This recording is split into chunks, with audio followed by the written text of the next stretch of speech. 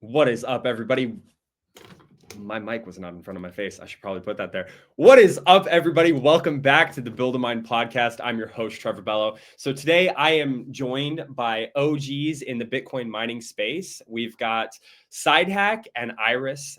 They work, they own, they founded, they are the people behind Gekko Science. And if you guys haven't heard Gekko Science, I feel like you should probably pause this episode, go search it up, look it up on Twitter, go to their website, because this is a company that specifically has been building home mining hardware for plebs for the longest time. They've been around since 2012, and they have dedicated their life, their mission, to building for plebs. And I think that that is something that we don't see very often anymore in today's mining network, for lack of a better phrase. You know, we see a lot from Bitmain, from WhatsMiner. We see a lot of 220 volt rigs. We see, you know, 3-phase immersion mining units that are really pricing out the plebs. And so I think it's really exciting and really important to have conversations with OGs who have not only stayed true to the pleb mining scene, but have also just been building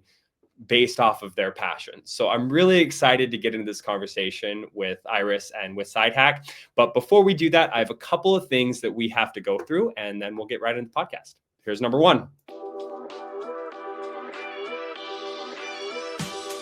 Join the Mastermind Club, a weekly gathering of Bitcoin miners sharing insights to help you optimize or build your mining business.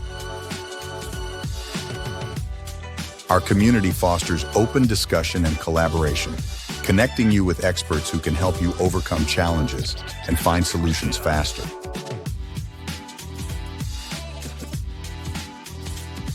Every other week, we host the Mastermind Deep Dive, where industry leaders delve into the financial, operational, and optimization hurdles faced by miners like you.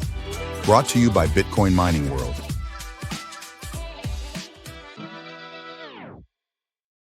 All right, guys, as always, I've made it super easy. Go to this QR code there at the bottom of the screen, or just the link in the show notes. Join the Mastermind Club. It's free for anyone to join, and it's a great resource for anybody who's looking to get into Bitcoin mining, whether you're looking to get into Bitcoin mining from a pleb side or an industrial side. There's lots of people in there that are in the same position, or, you know, have been in the position that you're in right now. So it's great for brainstorming, for networking, and just overall understanding what is necessary to build a Bitcoin mining operation. So I definitely highly recommend that. The next thing that I want to discuss real quick before we get into the podcast is Mining Disrupt. So if you're going to be in Mining Disrupt in Irving, Texas this November, we are doing a meet and greet through Bitcoin Mining World. So the conference is a great place to network and learn about new hardware and software solutions, but we're doing a happy hour, and this is a great place. It's much more intimate. It's a great opportunity to have really long, in-depth conversations with people who are building in the Bitcoin mining space, whether they're building hardware solutions, software solutions, actual Bitcoin mining infrastructure, and whatnot. So you can come out, meet some of your favorite builders and mining equipment suppliers. This is the best Bitcoin mining network event of the year to attend. So grab your ticket today, and remember that space is limited. So I'll have all the notes, or all the links, in the show notes description. But enough laundry list items. Let's get straight into the podcast with Iris and SideHack. Welcome to the podcast, guys. Hello. Hello. Hi. Sorry to make sure we connected. No, you're good. I do want to say thank you very much for coming on the podcast today. You know, I'm sure you heard the intro. I think it's really important what you guys are doing. And, you know, it's a testament to the fact that you guys are not just like here for the money, not just here for number go up. You're here for the values and the fundamentals of Bitcoin, because you've been building something that is important and pivotal to Bitcoin mining for the plebs, not just for anyone who wants to get into industrial mining, but actually for the plebs. And I think that that is, from my perspective, and I could be wrong, but like the foundation of what the Bitcoin network is.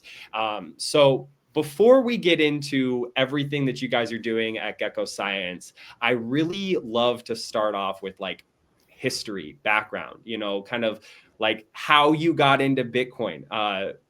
SideHack, you've been in the space for a very long time, since like 2012, maybe even sooner, like before then. What Like, how did Bitcoin come to you, and when was that like aha moment? All right. So I have actually only been in the space since 2013. I know. He's a very technical person. All right. No, sorry. So I actually, before I started the business, I worked for about a year at a local computer shop, mostly doing hardware refurb. And I remember in February of 2012, there was a conversation about Bitcoin. It was, I don't know, it was like $5 at the time or something. And someone just said, oh, hey, there's this thing where you can set your computer up to solve math problems and to get money. I was like, that can't be real, and walked away. A year later, April 2013, you know, when there was that first big bubble where it went from $10 to like $250 and then crashed again in like a 2-week span. A guy at church asked me, hey, hey, Herc, do you know about this Bitcoin thing? Because it was making the news. I was like, I have no idea what that means. So I went home and I just spent 2 days reading, just looking at the history, looking at the the math behind it, the protocols, the everything, and like, man, this is cool. So I downloaded a CPU miner and put it on like my work desktop and started cranking out at, I don't know, 30 kilohash or something. Over the next few months, just playing with it while still doing my own work. I ran up, a GPU miner, and then the original USB block eruptors came out. So I bought some of those on eBay and plugged them in, and then started looking up how to hack them and make them faster. And so our first actual miner products were actually overclocking kits for ASIC miner block eruptors, the sticks, and the 10 gigahash blades. We had them cranked up to like 14, is 30-some% overclock. Yeah, we added our first miner 2 years later, early 2015, mid 2015, something like that. Yeah. Yeah. Okay. He's great with dates. He'll tell you. Yeah. Very, very technical, very specific. I get it. The S5 came out, and the guy we're looking at like, oh man, we could improve on that. So you got into Bitcoin through the mining aspect of it, through CPU mining. Yeah. Was there a moment, and I'm sure there was, but like, what was that moment where you realized that this wasn't just a fad or like a hobby to get into? You're actually printing like digital sovereignty, digital scarcity. What was that moment for you where you realized that Bitcoin could be, the future money of the world, if there was one? I don't know that there was a single moment, but I have always appreciated Bitcoin as a currency.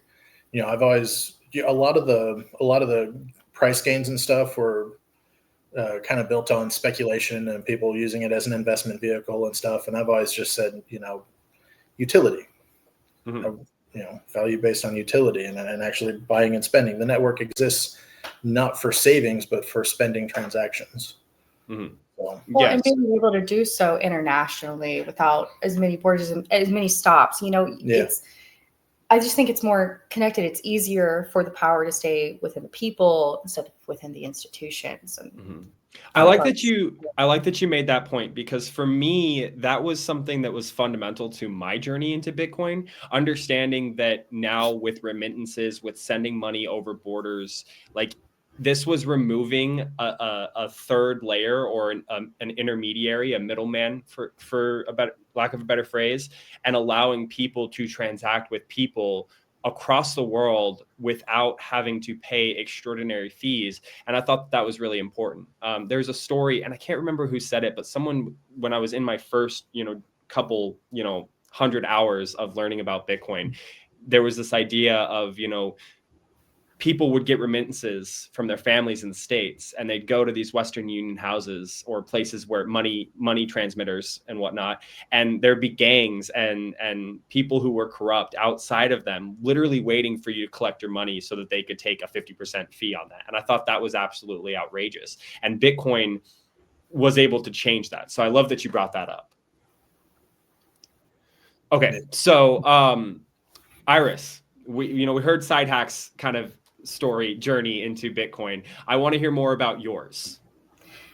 So for me, I had heard about Bitcoin around the same time, but I hadn't entered it like for mining or such until about 2019, 2020. We were talking to a mutual friend of ours about like how it had been going and different changes that I don't want to call him side hack. I know him as Herc. It feels weird to call him side hack. I'm so sorry, but Herc had made all these changes in the Bitcoin community. He had done so much to help people. That this friend reached out to me to be like, but he's living in a barn just so he can make sure as many people, just normal people, can access Bitcoin mining.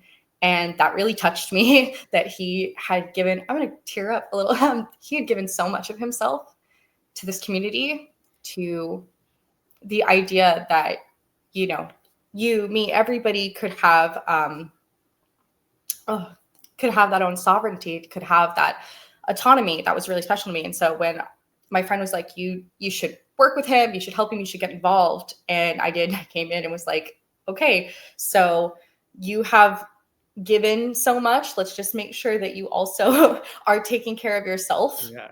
And then from there, it was, you know, he didn't want to be, he wasn't very camera friendly. He wasn't very social media. We were like, you know, it's okay. Let the team do some things to help you so that, you know, more people can get help as well. More people can access these miners. More people can know what to do. So he has put out there, anybody who's like reached out to him on Discord, on different forums and things, to contact him. Hey, I have a question. Hey, I need help. He'll just do it. Now that I can do things like bring him, hey, you're going to be on camera. It's going to be okay. That also helps people know, like, okay, so he is somebody in this community that's always stayed in the background. And my role has kind of been, it's okay to approach him. It's okay to ask questions. It's okay to get involved. He exists. He does things for the Bitcoin community. That's been my entire role, is just letting more people know, because he wanted to be so shy and so background. I think that a lot of people that could have benefited from either asking him for help or looking into the things he's done. I just think that was all cut off. So since working with me, or since I've joined in, we've started taking on more commissions. We've tried connecting with more people, helping more people. I think our outreach to the global community has just amplified, and that's what we want. No, that's beautiful. I can hear the emotion. I can hear the genuine, you know, aspect of why you got involved with Herc, side hack. It's fine. I get it. And you know, man, like, I totally understand like wanting to stay in the background. You know, I think that goes towards the nature of being a builder, being a developer, being someone who just, you know, you want to work on the passions that you have, and you don't really care about like being in the spotlight and, you know, showing people like, oh, look, this is me. This is what I'm building. It's like, no, here's what I'm building. Take it or leave it. If you don't like it, I don't care. Yep. Judge the work. Ignore me. Exactly. Just so, you know, I'm curious, what was the reason behind like I love the fact that you just put your head down, nose to the grindstone, just worked your tail off, and you continue to do that for the Bitcoin network as a whole, for helping out the community. But what was that mindset? You know, what was the reasoning behind why that's what you decided to focus your time and energy into? It's math. I'm not sure I have a specifically good answer for that. Heck, while we were still in college, my friend David and I talked about joining forces. And so we actually started the business together. He's moved on to NASA. He actually, literally. something he designed landed on the moon this spring. It's freaking awesome. That's cool. He actually walked in one day with, remember the actual minted coins?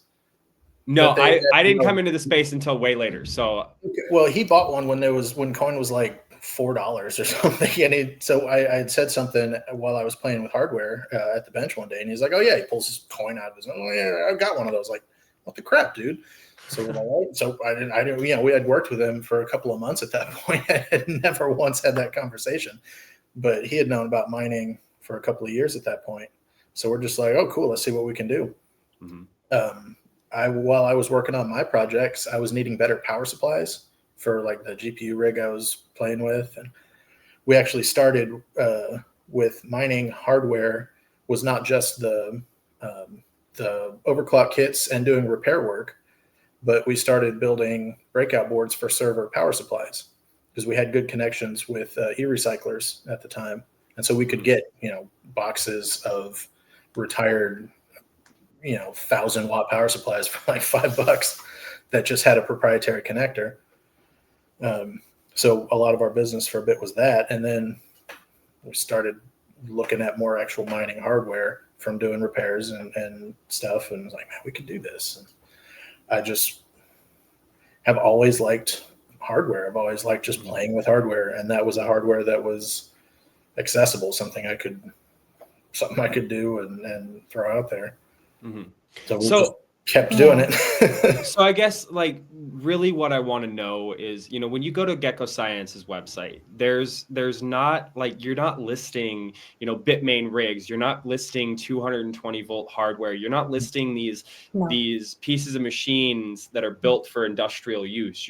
Like all your products are for home use, for, small guys, for the community. So like, I really want to know what the mindset is behind building for the community and not, for lack of a better phrase, for big business.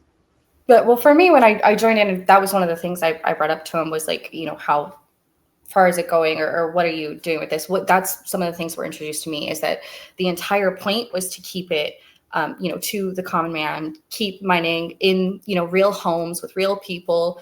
We're not connected to anybody in China. We're not connected to the ASIC manufacturers themselves. And when I was talking to him about some of the machines he wants to build, he's a big nerd. That's all it is. He's just a big nerd. He loves building these things. He has lots of fun. If he runs into the office and says, I've got a new idea, it's on a big note paper, and he just expects me to like, here. And I'm like, I'm not an electrical engineer, but you are as happy as a child. But his whole thing is, early on, he told me he would never build an industrial miner because that's not who he's trying to help. That doesn't help real people that are really at home and need to either mine at work or mine at their desk around their children or their families, around, the idea of making sure that is the goal, is that accessibility, and that's where the power stays. That's a way to actually help people and stay out of the industrial trap. There's lots of people who can go from smaller home mining rigs to one day getting an industrial rig, and that's great for them. Being able to use those stepping stones, awesome. We just didn't want that to be the threshold. And for a long time, Herc was one of very few companies that was making any kind of home miners. It's been very recently, in the last like maybe 2 years, that other people have started really like digging in and trying to make, more home miners. But for 10 years, it was, people like Herc in Gekko Science and our friends at FutureBit and other companies. It was people who, even when Bitcoin wasn't really popular, they were making sure, okay, but for the people who care, you're still going to be able to access this, and you're going to be able to access this at a price point that, even when he wasn't really making profit, even when he's living in a barn, he made sure. I'm so serious. That's not hyperbole, you guys. I found him in a barn. He was living in a barn. Okay? There's nothing wrong with that, okay? I want to be so real about that, because I'm not exaggerating. My he whole was doing family everything to make sure this is my whole family are accessible. Carpenters and stuff, though, so it was a decent barn. It wasn't. It looked like a barn on the outside, but on the inside, it was a palace. No, it was a barn. It was a barn. Okay. It was still a barn. It was still a dirty barn with cats and on. Like, he has done everything possible to keep home mining accessible at his own risk. Okay, he was like, you mine at work, you mine at your desk. I'm gonna sleep around cats in a barn. That's barn that's real. Heated by miners. Yes. Yes. Oh man. Oh, I wish. Are there pictures of this barn? Because I'm like imagining it, and I think it's like hilarious.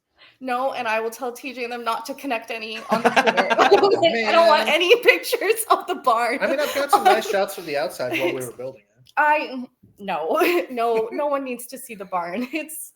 No one needs to see the barn. But that's still where the miners are built, and it's still in that barn. That's our main shop. There's no AC. It's just it's a barn. Okay, there's a giant fan that goes during summer, and then in winter, if the miners are not enough, then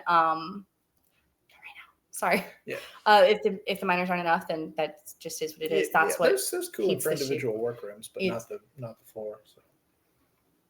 It's a barn. It's a barn. It's covered in sawdust, literal barn. It's okay. I get that this is a very like hard line for you, Iris. But as men, we focus on the things that matter, and living situations don't always matter as much. Yeah. He did great work. He does great work. I've seen him do more with a notebook than some people are willing to actually put the effort in with maybe stronger systems. I'm glad that he could do what he could from that barn. But I guess for me I would have not stepped foot in there. Was an upgrade. Yeah. But I just want to really emphasize like how much Herc has actually put himself in a very humble position to help other people, to make sure it was accessible. He does as much as he possibly can with as little as he can get by with. Mm-hmm. And I mean, even in the lean years, even when Bitcoin really struggled, he wouldn't pay himself. He skipped paychecks so that other people in the company could pay their bills and do their things. And he still kept things affordable for other people to access. I could talk about the things Herc has done for this community all day long, and he would hate it, and he would slowly inch off screen. Well, I want to keep it comfortable for both of you guys. I get that you're a humble dude, and that's awesome. At the end of the day, like what really makes me upset about the state of Bitcoin today is there are so many people that are building companies that are building things for like the prestige of saying, oh, I did this on Bitcoin. It's like, I am so great. Look at me, bow at my feet. I am this great person. When Bitcoin was built by someone or some people who said, no, I'm gifting this to you, the community, the network, and then I'm out. And you'll never see from me again. And that is the whole ethos of Bitcoin all wrapped up in one. And I think that what you guys are doing at Gekko Science, what you've done for the community, SideHack, is it embodies that ethos of what Bitcoin is, what it means to be a Bitcoiner. And a lot of people don't understand that. A lot of people just want the recognition of being able to say, I did this on Bitcoin. And then, really, if you break it down, what did they actually do? What did they actually build? And just as someone who's new to the space, I mean, I've only been in Bitcoin for 3-4 years now, just going on a full cycle. And like the name Gekko Science is like written in stone within the Bitcoin network when you think of mining hardware for plebs. Like it's there. It goes all the way back to the beginning of mining as mining exists today. I'm curious though, we talk about home mining, we talk about the importance of it. There was a time, before the last couple of years where mining for the plebs, mining at home really started to dissipate. It started to disappear. And it was only the hardcore Bitcoiners who were building hardware, who were building within Bitcoin that had access to it. We started to see that shift start to come back towards mining for the plebs at home since like the BitAxe came out, since the Canaan Avalon miners came out and stuff like that. What was that experience like for you? You know what I mean? Going from, mining was primarily done in the home to the industrial miners come out and then it starts to fade away. But now we're back. Well, it's certainly been interesting. We already kind of before stuff started swinging up, we already had plans on improved controllers and better accessibility and things like that. Because a lot of our market, we started with USB sticks. That's just, and try to keep it cool. And we still, we still have those. Our we're working on our 14th generation of USB stick miner right now. Well, and every time that you start working with a new, whether it's a new commissioned chip or just because you want to invest in a new chip, you've always made a stick first, because once you know how one chip is going to react, it's from him. Yeah. I can't say for everybody, but for him, he's always said it's easier once you know one, you can do, 4, 8, 12. You can grow from there a lot easier. Right. So yeah, there's always a stick. Right. But some of the other outfits that have we were looking at how to put a built-in controller with networking and stuff in our Terminus pod miner line, the 100-watt little box, a couple of years ago, and then BitX started pushing built-on controller and Wi-Fi stuff, and that kind of lit a bit more of a fire under us and under the community as a whole. It's like, okay, so yeah, we need to start making them more accessible faster. And so we've got some really solid stuff with internal controllers now, and we're actually working on improving that further. We don't have any plans to do anything over 1 kilowatt. We decided 10 years ago, 1,000 watts. That's about the largest practical thing you could plug into a residential outlet. So that's kind of our limit. Mm-hmm. No catering to industrial, just something you can quietly run at home. But yeah, we've definitely been working on keeping the smaller stuff, low cost of entry. Here's a thing that I can just buy and learn on. But also kind of expanding accessibility on that, making it flattening the learning curve. I like that. But also still moving into having additional steps for bigger, more powerful gear. We're a smaller company, so he understands the idea of, even if you have to start out with just a couple sticks, which is why it's an older product. But when we had the Smart Hub come out, the idea was there's a lot of people who maybe they can only afford to buy 1 stick, or maybe they can only buy, 2 sticks at a time. It was really hard to just get in and grow if you didn't know where to start. So that gave it okay, you just go your pace, you do your thing. There's things to build up with. That's totally fine. There's stuff that was past us. I think the Avalon Q is interesting because for so long where you were saying they wanted nothing to do with the home mining community, they kind of just, scoffed at the idea of just normal people being in the community, the non-industrial side. So for them to come back down and make home miners, I think is great. I think they're finally paying attention to the older pioneers saying, we're not going to let this die. It's going to stay here. You're going to, pay attention to the entire collective. So I think that's good. And as well as what you've done to build up, where he was saying now there's the internal controllers and things like that. You don't really need, you wouldn't need a Smart Hub necessarily to run the newer stuff. Whereas beforehand, it was the kind of the best tool to grab for sticks. Yeah. And things like that. Our newer stuff can actually function as a Smart Hub. Mm-hmm. We've got a USB output port expansion, so you could plug other devices into it that didn't have an internal controller and just run off of that as a central brain. Mm-hmm. So the USB miners, from a Bitcoin mining standpoint, the USB miners are basically null and void at this point. They don't really do much or anything at all. I'm curious what your thoughts are on these single ASIC chip, multi-ASIC chip, things like the BitX. What are your thoughts and opinions on that? Do you think it's a good thing? Do you think it's a bad thing? What are your thoughts? I think the BitX has brought lots of people into this community, which is great. The fact it's ran outside of the power box, it's its own thing. That's good.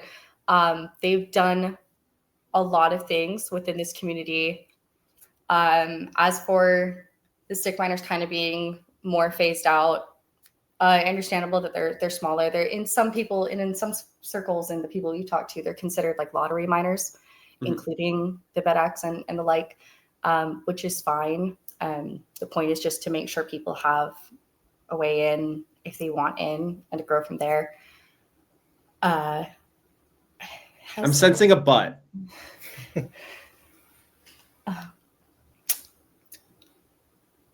I don't think we want to talk too much Okay. about BitX. We don't have to be controversial. Like I said, I wanted you guys to be very comfortable. My whole point was, and you'd mentioned this, the phasing slowly into Bitcoin mining. What I think is important about these lottery miners, for lack of a better phrase, is that they allow people to slowly dollar cost average into more and more hash rate. What I think is curious, though, is that, you see some people on the internet, they have hundreds of these things. They've got a wall of BitXs or, single terahash miners. And that's awesome.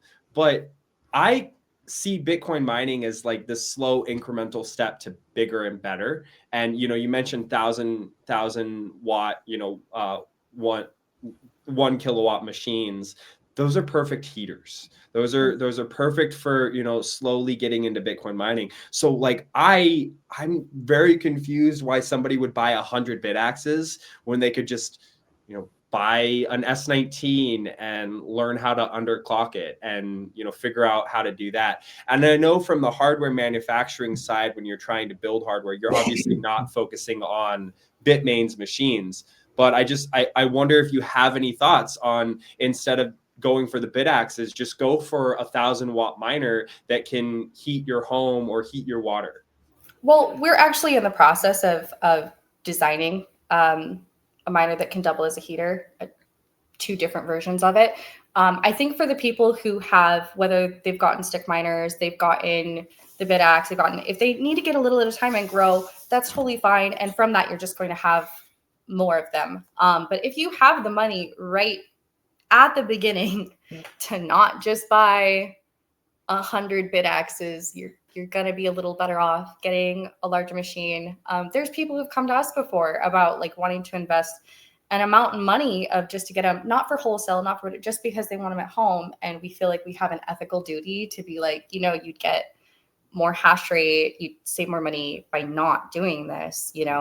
We can do this with our pod miners, or you can wait until we have like the heaters coming out. But if you want more hash rate than that on a large scale, just ethically, we feel like we should tell you, you're going to save more money just going to buy that thing. And that's fine. We don't want people to feel like they need to buy an entire farm of our stuff, of BitXs, of anything, just to have these little miners, or just to, go at your pace, go at your budget, go with what you need to do. I don't think necessarily getting a bunch of the teeny tiny miners, if you can afford to go a little higher, is what we would suggest someone to do.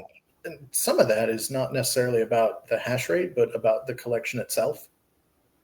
When I first started out, I had a couple of the stick miners back in 2013, and the overclock kits led to, I actually ended up doing repair work for several US distributors of ASIC miner parts. And the pay was, I get to keep some of the hash rate I repair. And so that turned into, I kind of built my own mine and sold some online to upgrade. And I bought, miner S1s when they first came out. And I had fairly cheap power in Missouri. So we actually did a little bit of hosting for people. I had, like 1,000 watts set up or something. Not much, but I was able to, I read something, someone said it was impossible to build a mine and up to a certain point, self-funding, blah, blah. And it's like, oh, challenge accepted. So I started just kind of maximizing hash rate and reinvesting mining takes back in new hardware and stuff. And over 6 months, I built up, a couple terahash of mine. Like I was pulling down half a coin a week back in, spring of 2014. But about 6 months in, I was like, okay, I've proved I can do this. So now I kind of just want to collect. And I ended up selling some of the more profitable gear to buy some more obscure gear. And, so I've got a decent collection just in storage right now. I need to get with CoinDad, the Bitcoin mining museum. I was I thinking need about to that. update on his list because last I checked, I had probably half a dozen things that he doesn't, and we have a lot of things to give him. Yeah, that guy's got a cool setup. But did you guys see his collection at Vegas at all, or did you go? Yeah, we saw him this year. Okay. At Vegas? Yeah, he actually, I went to Mining Disrupt down in Miami a few years ago, and his was the first booth I actually stopped at because I dodging all the shitcoins outfits and went straight to hardware. I was like, oh, cool, mining museum. And it's like, oh, cool, that's one of mine. And so it was like, oh, cool, you should start coming to more conventions. And I was like, darn it, but okay. And so he's actually one of the reasons why we're doing cons now. Yeah. That's awesome. No, I saw his mining museum in Vegas for the first time, and I thought that was, to your point, like the collector's mindset that a lot of people have. When you have something that you're passionate about, you want to collect things that kind of mark certain specific dates or important aspects of the actual thing that you're interested in. And when you see the mining museum and everything going all the way back to some of the first CPUs that mine whole 50 coin like rewards and stuff, it's like, that's insane. Because you come into Bitcoin as a newbie like me, it's like none of that is even on your radar or even close. And so going to a conference and seeing all of that hardware from the very beginning and seeing what it looked like and how big it was and how bulky and crazy, and it's like, wow, we've come a long way since those times, and it's pretty interesting to see in person. I love the education aspect as well. We both of our mothers are teachers. Mm-hmm. So we have had it ingrained from a very young age. Like, you should know the history, you should look things up, you should read more often. So I think the idea of him coming in and being like, here's everything you missed from the decade before you joined Bitcoin is so important and so underrated. I'm so happy that he's put the invested time into making sure people can see that. Or even like the lower, like when people see those machines with like the lower hash rates and things like that, you have to think at one time that was cutting edge. That was the best you could get on the market. That was groundbreaking. For, like the original Avalon units were like 65 gigahash or something. And when those came out, the first batch basically was half the network.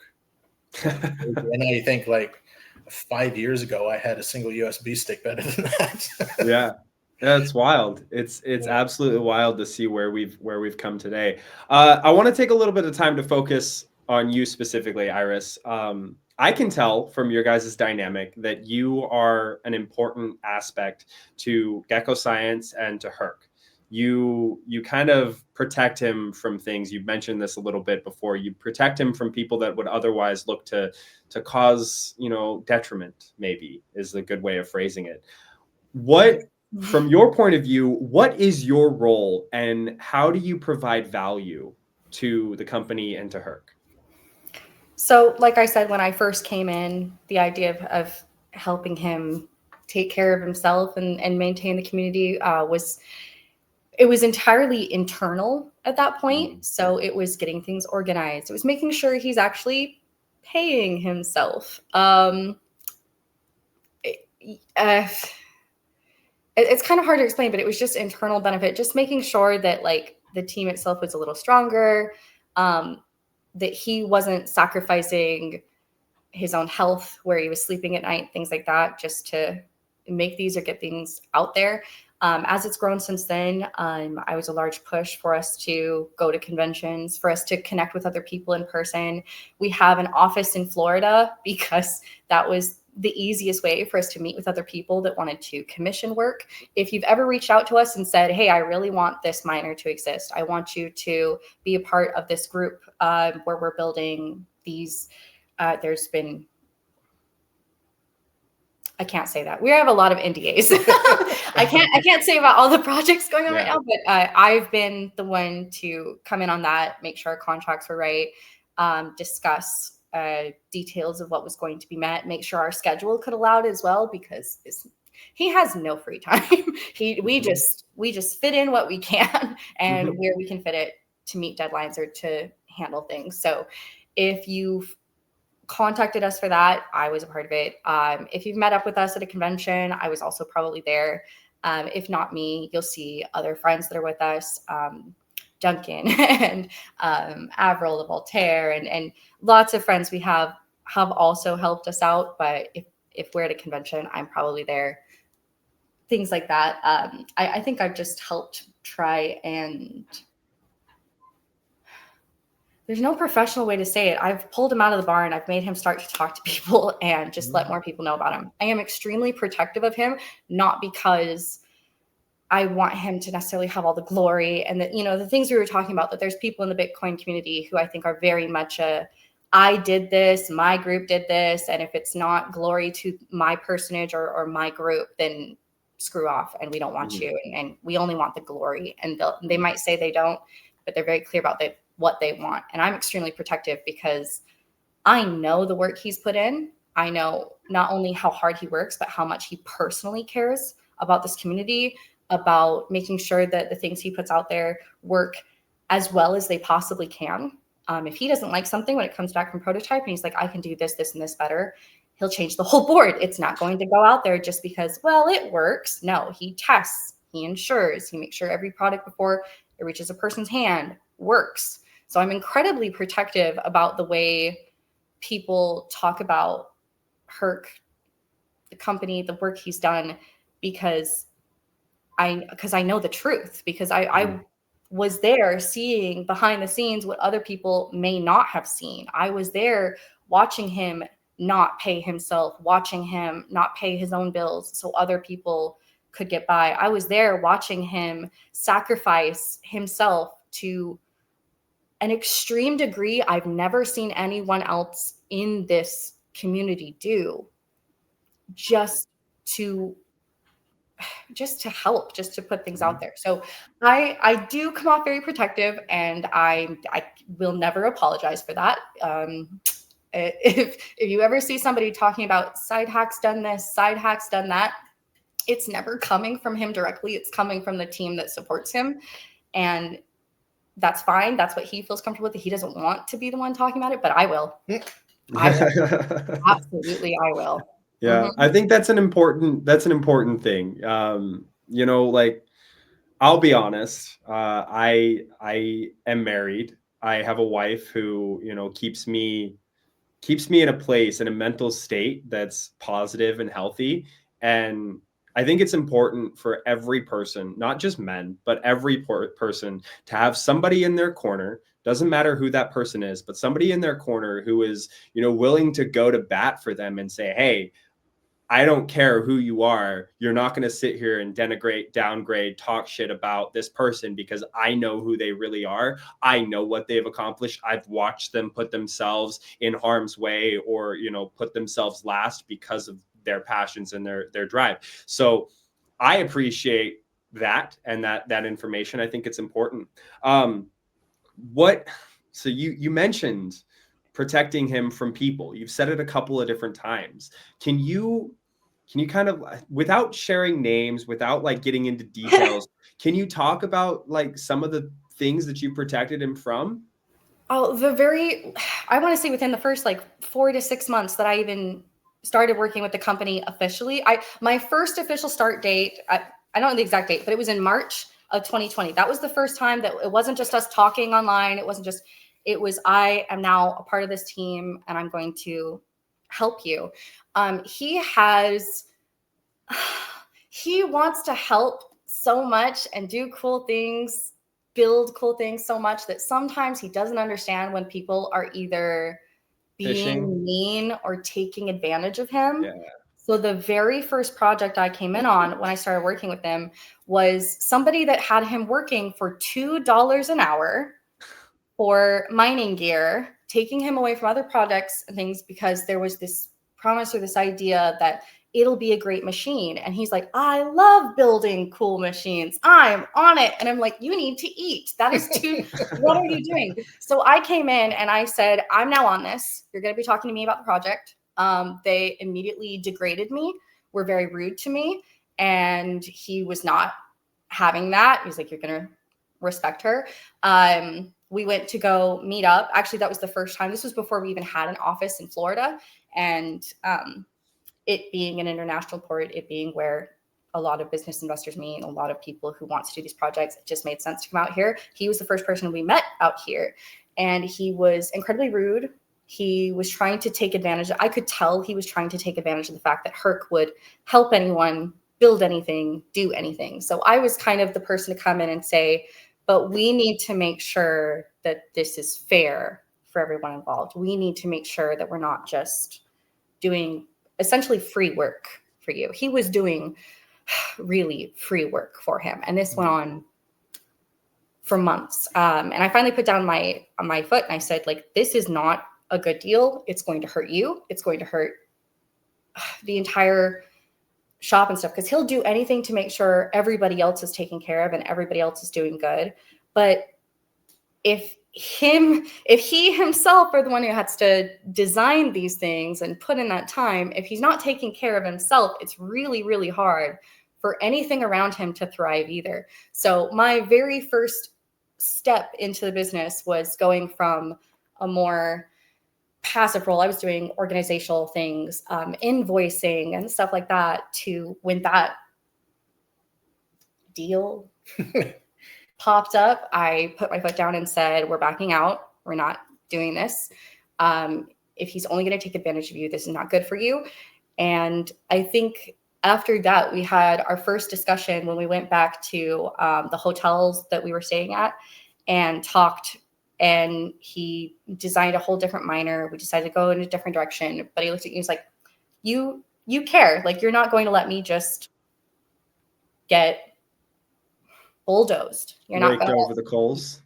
Yeah. And so that was, I think, our point where we're like, okay, we have a really good, we have a very good team dynamic. As long as we work together, we fill in, each other's weaknesses with the other person's strengths very well. So that was the very first time I came in, realized he was going to take advantage of him. He had been taking advantage of him. And just, I don't know, just wanted to profit in his name.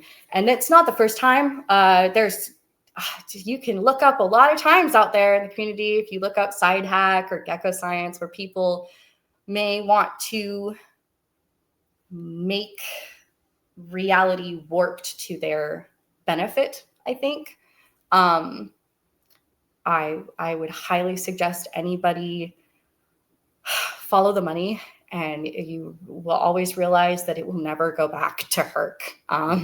He is not in an ivory tower. None of us are. Yeah. You're never going to find this is his business attire. Okay. Like, there's nothing wrong with that. It's fine. It's fine. But I just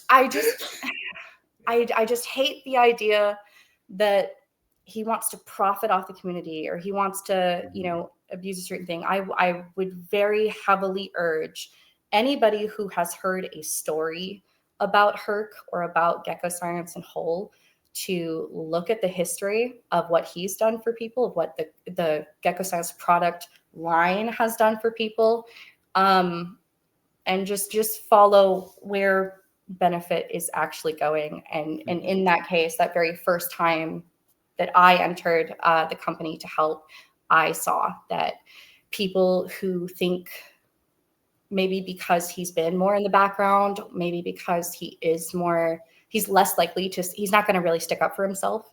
If other people on the team don't stick up for him, he'll just let you believe it. He'll just let you believe whatever dumb stuff you want to. And we're the only people who are willing to go, no, wrong. You come to him to, I've noticed whether it's how he dresses or that he's just a rural kid from Missouri at heart. Yep. Digital farm boy. Yeah. Just digital farm boy. I love that. Yeah. Just need a sticker. Oh, digital farm boy. That's awesome. Herc, what are your thoughts on all of this? Like, what do you have to say about all this? So, well, to kind of add to the same story, that first meeting where that guy was just openly trashing her, she didn't get up and walk like she probably could have, but that's because she didn't know that she had the power to do that, basically. And so we made it clear, I was kind of waiting for her to, because she was taking the beating for me, and I didn't want I don't know. I'm a coward, but she was waiting for me to say no and walk out, and I was waiting for her to say no and walk out. And so we had a good talk after that of like, no, this can never happen again. Yeah. I would rather have you in my corner than anyone else's money. And so if you say yes on a job, it's a yes. If you say no on a job, it's a no. That's all we need.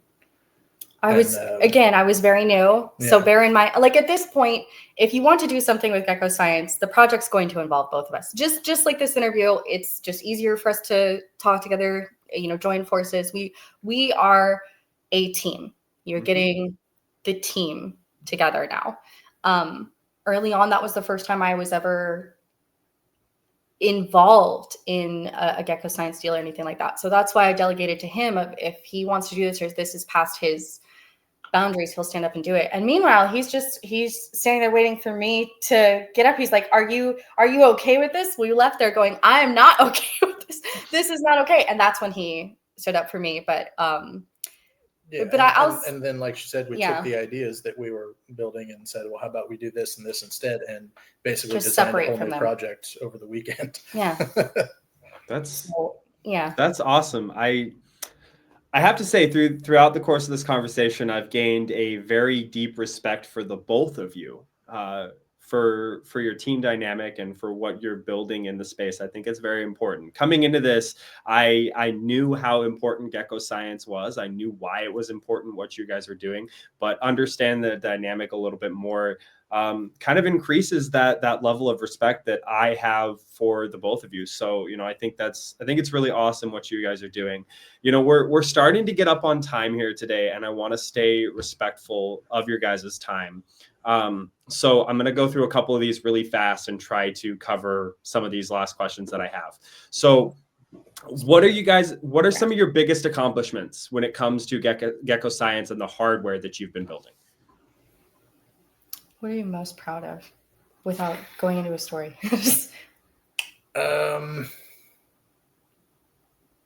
Dang, that's a good question. He's taking too long. I love that we got to fly out. For hardware, the Terminus A2 is the most complex and just generally awesome product I've put together yet. Okay. We can't talk about everything we're releasing, but What is the Terminus A2? Because I'm not familiar with it. That's the Smart A2. That's what I talked about on there. He's going to get his toy. He's so excited. Okay. How excited he is about these machines. So this is the Smart A2. This we have on GekkoScience.com. It is an amalgamation of a couple miners we actually designed and released at the Nashville convention a little over a year ago. And we mashed some features together and upgraded significantly. So I feel like I'm holding a cat. I'm like, hello, a dog. 100-watt USB-C power, over 5 terahash maximum, built-in Linux controller with Wi-Fi, USB expansion, so you can put an Ethernet adapter on it or a powered hub for stick miners or whatever. NanoPi, so it is lower latency than some weaker control units. It's pretty cool. Yeah, we're very happy with it. Yeah. That's awesome. Okay, so to the audience, check out the Terminus A2 on Gekko Science. That's pretty cool. I'm going to have to go look at it some more now because I think I've seen it on there and I was like, that's interesting. But knowing it, that's pretty sweet, man. I'll tell you what. Okay, so my favorite device that you have listed just by looking at it, and this is because I'm a coffee aficionado, I love coffee, is the coffee cup warmer. And I don't have one yet. I think it's been one of these things I'm like trying to get my wife to buy me one for Christmas. But how did you come up with this one? And because like that's super early to the heat reuse scene. So what was the thought behind it? That was actually what my answer was going to be for the last one. That was the thing that I think is my favorite, because not only did the idea come from us, we were approached by the person we work with in Germany. Yeah. Our friend. Yeah. BitShopper. Yes. BitShopper.de. We've worked. He's actually I think the seller we've worked with the longest. He actually he's licensed my original stick miner design back in 2015 for a manufacturer. Yeah, so he has the proper paperwork to sell to the EU. We worked with this guy for a long time. He's a good guy. So You know, he's crossed all his T's, he's dotted all his I's. He's a wonderful friend. He wanted this to exist. He knew that Hurt could make it.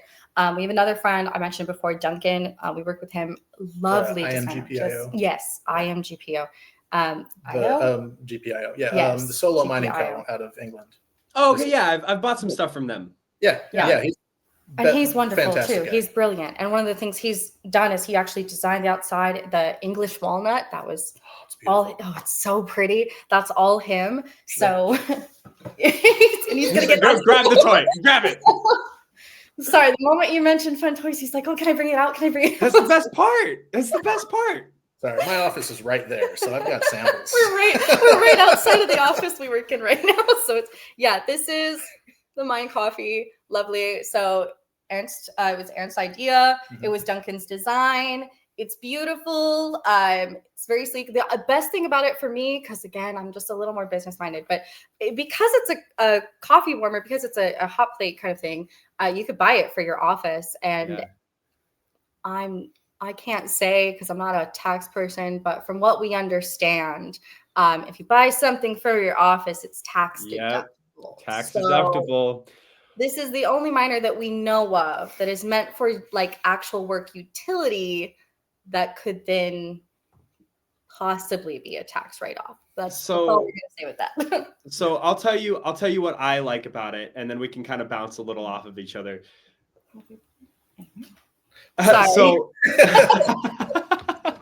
So what I like about it, okay, so you see the BitAxes, you see a lot of other devices, and they kind of look like a computer nerd's like fun toy. They're great. What's great about this is it looks like a finished product that you would buy in a store. You know, you'd go to Best Buy or you'd go to Walmart or Amazon. You buy this finished product, and nobody has to know that it's a Bitcoin miner. It heats your coffee cup. And as a coffee drinker, that is what I was like, that's freaking cool. I kind of like what. My favorite comments from people I've gotten are that they can do it at work and they don't have to worry about, like, if their boss is like, "Oh, Bitcoin is a scam." They can be like, "Okay, buddy, sure." And they can have this and it's not a problem. It's not a problem around kids. It's not a problem around your boss. It's not, you just get to be discreet and do what you want to do. And absolutely. The stats screen, the Duncan wrote the software for it. Duncan's amazing. The UI stuff. It'll cycle through not just your temperature, but like your pool settings and hash rate and stuff. But all that's selectable. So if you don't want people to know that it's hashing, just turn on the temperature, and it'll just tell you how warm it is all day. Yeah, that's freaking cool. What are the temperature ranges that you can get it up to? What did we put it 55 Celsius, I think, is the top. Because that's about the limit, like a pain threshold for safety. So that way, if kids, if your coworker, if anybody comes up to it and tries to play with it, it's going to be hot enough that your brain goes no. But it's not going to burn you. Yeah, you're not going to hurt yourself. Yeah. So that was. Well, it's a coffee warmer. You're not boiling coffee. You're keeping it warm. Right. Yeah, I love that. Absolutely. That's so cool. I'm gonna tell my wife. I'm like, this is what I want for Christmas. I'm getting one. It's done. It's already set in stone. Okay, so let's see. We kind of covered that, and I don't want to put you in a place that you don't want to be in. So I'll skip that question. What are you guys' plans for Gekko Science, and where do you see yourselves in the next 5 to 10 years?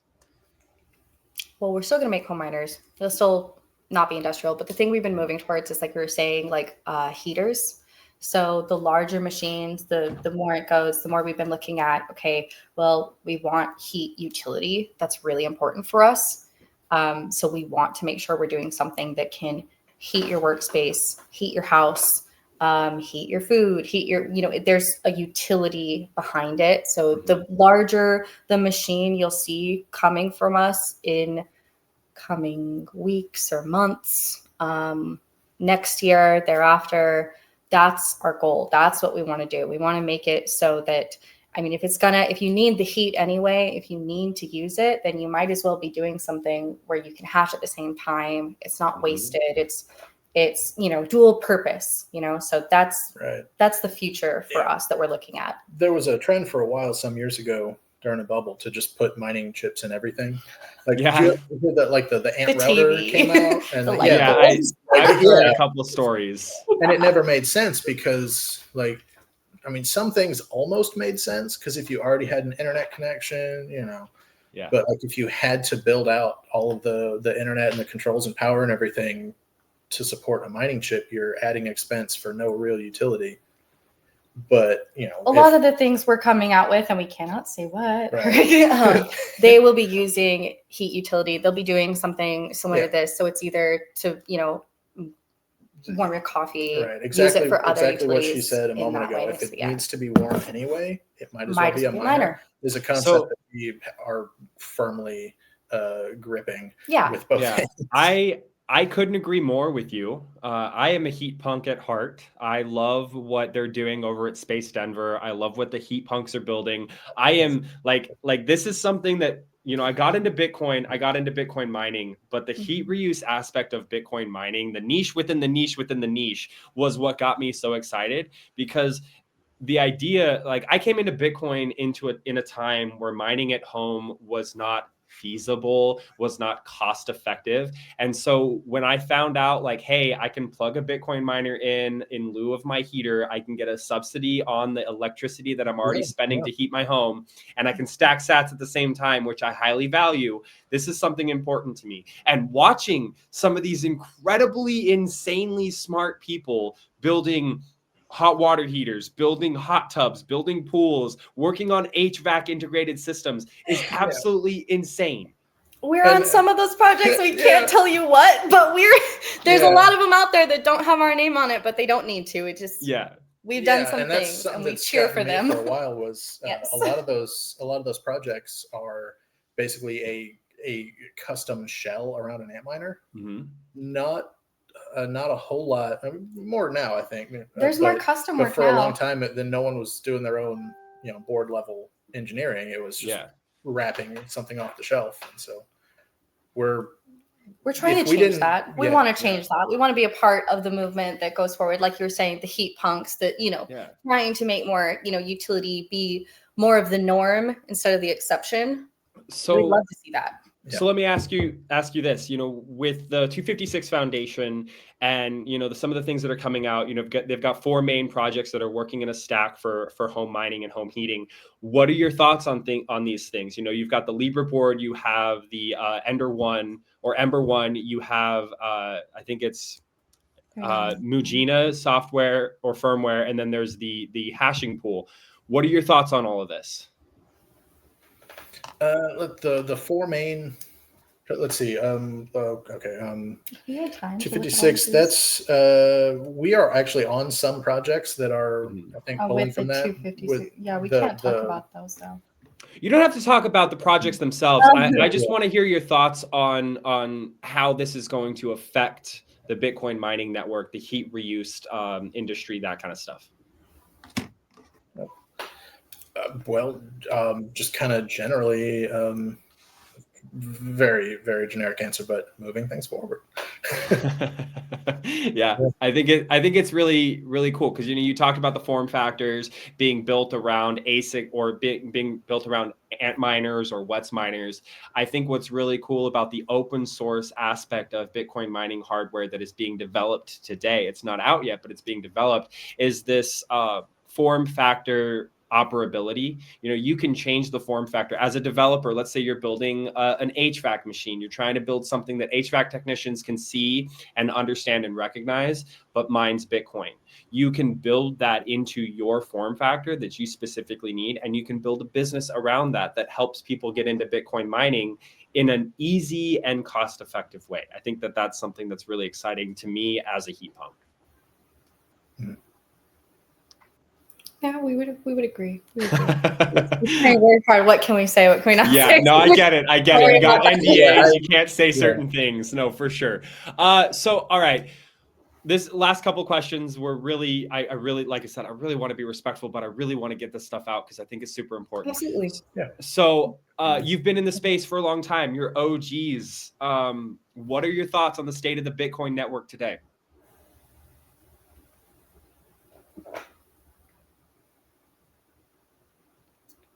I don't know, heavily industrial. It is. The first thing that comes to mind actually still relates back to heat use. one of the projects we worked with had a design contract. Yeah. They showed me some of the data they'd put together for investor pitch deck. Mm-hmm. And one of the things was, I think he said the top 2 countries for using electricity for heating. I don't know if it's specifically residential heating, but was the US and France. And the total power use for heating for those 2 countries was almost 200 times the total power use of the global Bitcoin network. Mm-hmm. I'm remembering data from at least 2 years ago, so I could be wrong, but something like that is just absurd. Like that's a lot of untapped potential for heat reuse projects to kind of take back a lot of the power of the network from the 3 companies and 15 farms or whatever that have kind of monopolized things.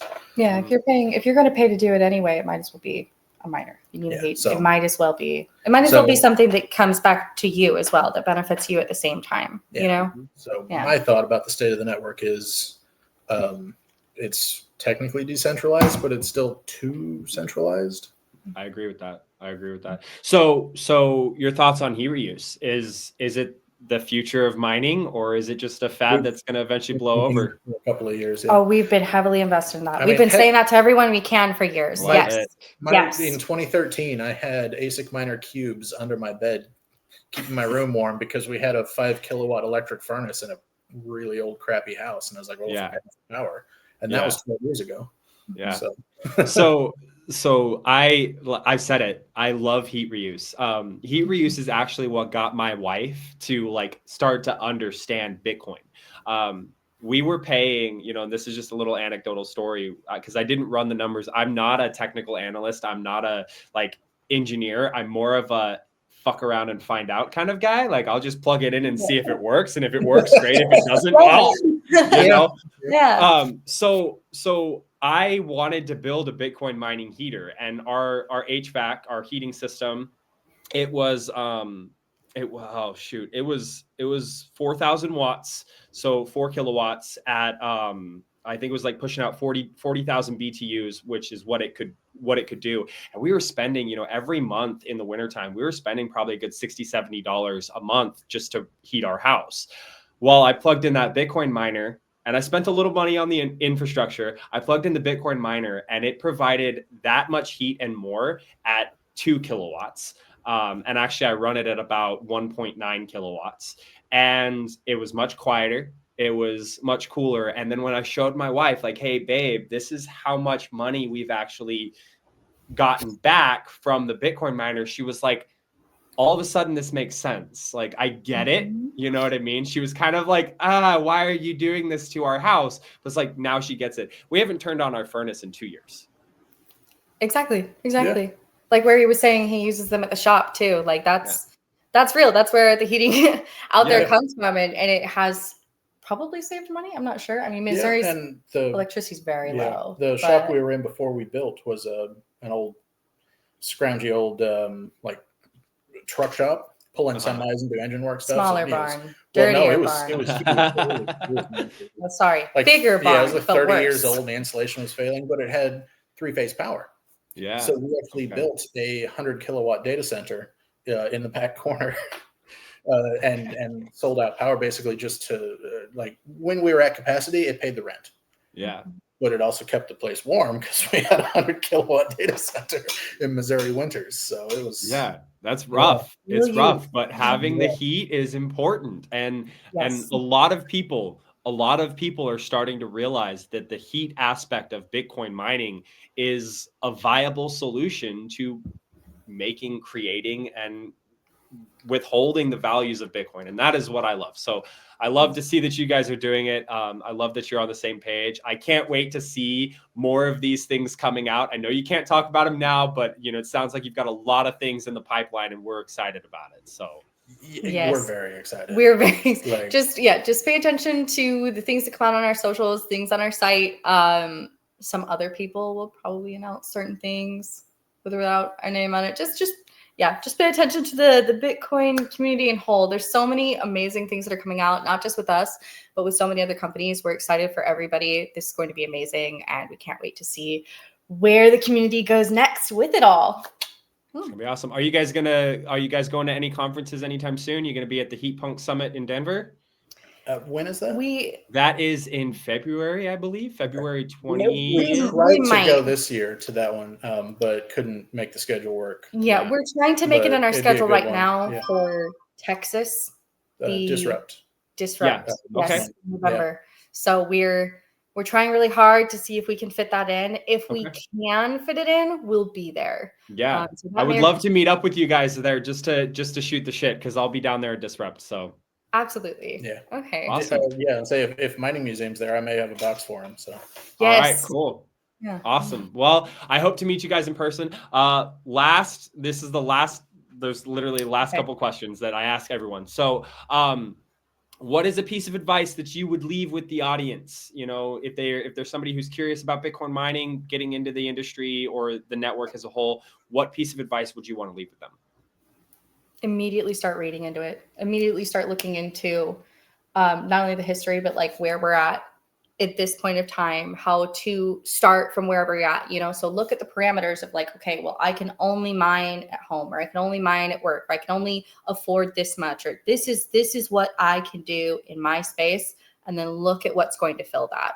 So look into and educate yourself on how to best suit your needs instead of trying to keep up with anything out there telling you, you need this, do that. Start with where you're at. And also consider it, I guess, kind of a long-term investment. Because a lot of people, I bought this thing. Why isn't it, why don't I have $100 in Satoshis? And I was like, well, because, it's 5 gigahash. Like, industry. So the, lottery miners are fun because it's, you say, okay, well, it costs you 5 cents a day in power and there's 144 chances to win, but the odds are how many million against? Yeah, it's more for stacking sites. It's taking care of your own sovereignty.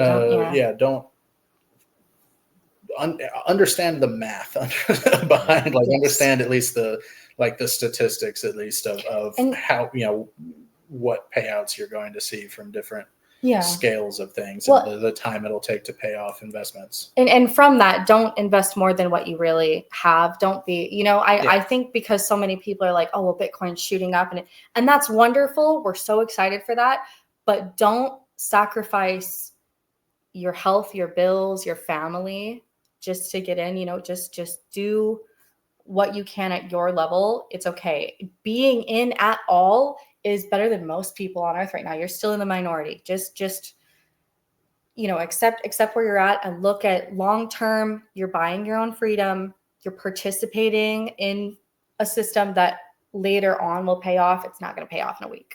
It can't. So don't hurt yourself. That's really good advice, because I think a lot of people, they haven't built up that emotional stability behind investing in Bitcoin. I see Bitcoin drop and I'm just like, yes, more sats. Other people they're like I don't have anything in here. I need to get in and I want to make money right now. And it's like, it's not a get rich quick scheme. It's a don't get poor scheme. That's really what it is. And like you said earlier, we've turned away customers before if we thought, well, you don't actually understand what you're getting into, and we don't want to cause you problems by, Yeah, there's one person on Twitter right now that the team is like, you talk to them, you handle the whole thing. So I'm the only person they talk to now where I've had to be very clear. We'll build what you want us to build. We'll fulfill things you want us to, if that's what you've got your heart set on. But I urge you, I have to educate you. We don't suggest this. We don't want your money. We'd rather you take care of yourself to what you need. We're not out to make a buck. We want to help. And that means sometimes we turn away people that, yeah, sure, we could take your money. That's not what we're after. That's not what we want to do. So trying to put that out there and let people know what they can do at their level and what they can do in this moment, that matters so much more than looking ahead and saying, if I don't get in right now and I don't invest every penny I have, then it's over. We don't want people to have doomsday mentality. That's not what Bitcoin's built on. That's not what I think is going to help each other the best. Just calm down a little, you know? Yeah, I like that. It's great advice. All right, last question. If you're familiar with the podcast, you know this was coming. If you're not, then it's a little bit of a surprise. And I'll ask each of you in turn. So what does Bitcoin mean to you?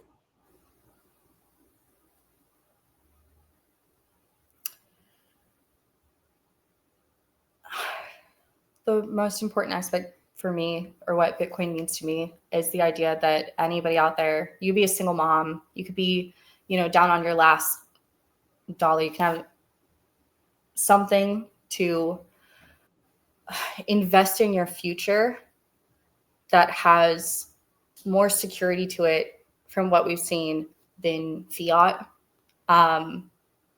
You can't you're not going to be facing the inflation issue where tomorrow there's 21 million more Bitcoins pumped into the system. It just doesn't exist. So I think watching people slowly do what they can to build a future for themselves that they feel secure in, that they're taking care of their children or their children's children. I think giving people back their own autonomy, their own sovereignty, their own security in an economy and a world that's kind of left them behind is so important. I think that is the biggest thing about it. And if you can, dual that with heat use, utility use, that's great. But the idea that, there's people in this community that didn't have a hope or a prayer of ever retiring, that now can look forward and go, I have a future, people that couldn't say that years ago. I think that's the most important. I think that's the most special thing. That's what it means to me, is that sovereignty, that security. That gave me chills. That was beautiful. Oh, thanks. Well, you're both going to hate me, but I just like playing with the hardware. He's just a nerd. He just likes to build things. I love it. I love it. It takes all types at the end of the day, That's what it's all about. Bitcoin opens up opportunities for you to do whatever you want to do, whether you're a tech nerd or you're somebody here for freedom money. So all the more power to you, Herc. Love it. All right. Well, I will make sure that all the links to find you guys, your social media on X and your website as well, will be in the show notes of this video. I really appreciate you guys taking the time out of your very busy lives to, spend an hour and a half with me. I really do appreciate it. Thank you for everything that you guys are doing for the space, for Bitcoin as a whole. And don't stop keeping that nose to the grindstone. Yeah, thank you so much for having us today. This was a lot of fun. Don't mind our schedule. This is great. Awesome. I'm so happy to hear that. All right, guys, this has been the Build a Mind podcast with SideHack and Iris. Why am I Iris? I'm so sorry. I totally blanked on it. I knew that. This has been the Build a Mind podcast with SideHack and Iris. Definitely go out, check out Gekko Science, buy some cool hardware, support the team over there, share the good news about what they're doing, and keep an eye out for what they're going to be building or working on right now and what they're going to be releasing in the future. We will see you guys on the next episode of the Build a Mind podcast. Until then, stay sovereign, stay solvent, and keep stacking. Peace out, guys. Thanks. Bye.